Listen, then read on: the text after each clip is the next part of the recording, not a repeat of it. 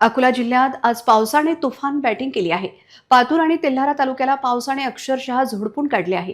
अकोला जिल्ह्यात गेल्या 24 तासात मुसळधार पावसाने हजेरी लावली आहे. पुढील 24 तास हवामान विभागाने सतर्कतेचा इशारा दिला आहे. कालपासून सुरू झालेल्या झडीने सर्वात जास्त पाऊस पातूर तालुक्यात नोंदवला गेला असून येथे तब्बल 137 मिलीमीटर पावसाची नोंद झाली आहे. तर दुसरीकडे तेल्हारा तालुक्यात 109 मिलीमीटर पावसाने दाणादाण उडवून दिली आहे. सतत पडणाऱ्या पावसामुळे स्थानिक नदी नाल्यांना पूर आला असून सखल भागात पाणी साचले आहे. हवामान विभागाने पुढील 24 तासांसाठी नागरिकांना विशेष खबरदारी घेण्याचे आवाहन केले आहे. मुसळधार पाऊस होऊ नये, अकोलेकरांची तहान भागवणारी धरणे अजूनही रिकामीच आहेत.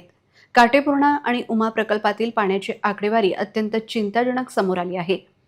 अकोला पाटबंधारे विभागाने जाहीर केलेल्या शुक्रवार सकाळच्या ताज्या आकडेवारीनुसार अकोला शहराला पाणी पुरवठा करणारा मुख्य काटेपूर्णा प्रकल्प अजूनही 80% रिकामा आहे.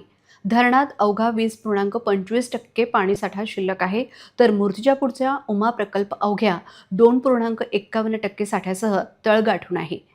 जिल्ह्यात पाऊस पडत असला तरी धरणांच्या पाणलोट क्षेत्रात आवक कमी असल्याने आगामी काळात अकोलेकरांना गंभीर पाणी कपातीला सामोरे जावे लागण्याची शक्यता वर्तवली जात आहे.